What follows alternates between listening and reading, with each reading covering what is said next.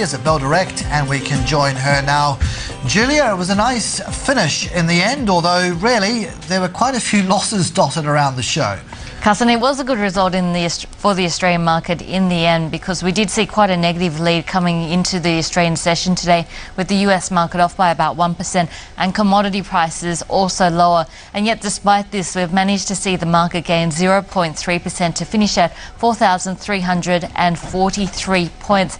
Once again, another theme on our market was that resistance level, which remained in place intraday as well as on the close. If we have a look at intraday, you can see that in the morning we came up to test that level. We just shied away from that level, and even getting close was enough to send the market nervous, and the market came back down again. And then towards the close, we really bounced off that level 3 times, but not managing to break that level by the close. So if we have a look at the longer term chart for the Australian market, this is a 52-week chart. You can see now we've bounced off that level 3 times in the past couple of weeks. So that resistance still in place for the Australian market.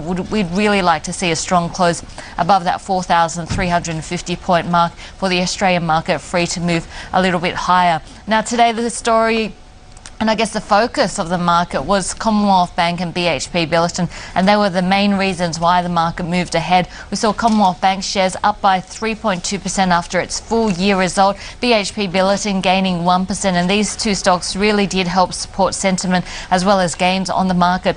Not to forget some of the other stocks that have reported previously or come out with profit upgrades, and we saw a continuation of some of those themes. JB Hi-Fi reaching another record high today, up by a massive 4.3%, but Flight Centre doing one better. Yesterday we saw Flight Centre up by a massive 21%. Today it followed through with a gain of 13.3%. So altogether a pretty strong performance, especially given the leads coming into our market this morning.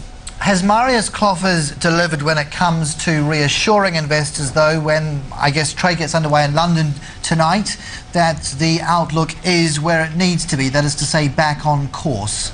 It does look like the outlook statement has been quite positive, saying that we are seeing a bounce back in countries a lot sooner than expected, especially in emerging markets. Now, if we have a look at BHP Billiton's result, analysts forecasts range from about $9.3 billion up to $11.8 billion, and the consensus was around about that $10.2 billion mark.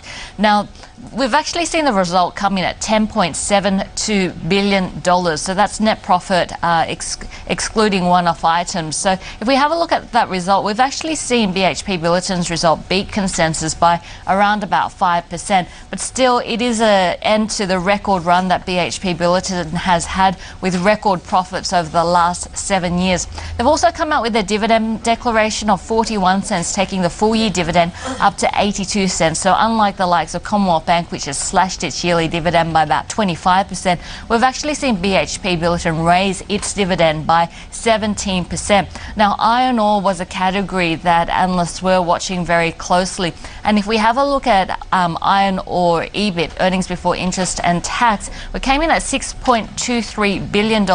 That's actually a rise of almost 35%, so it does look like that strong demand coming through from China was once again a factor there. And if you contrast that against something like base metals EBIT, which actually fell by a massive 83.3%, and of course we've seen that huge tumble in prices. Now, just highlighting the difference between BHP Billiton and Rio Tinto, BHP Billiton's net debt actually fell by 34%. It only stands at $5.6 billion, and that means its interest coverage, its coverage ratio, is at 56.8, one of the strongest that you'll ever see. So really in quite a strong position, especially at this time in the cycle.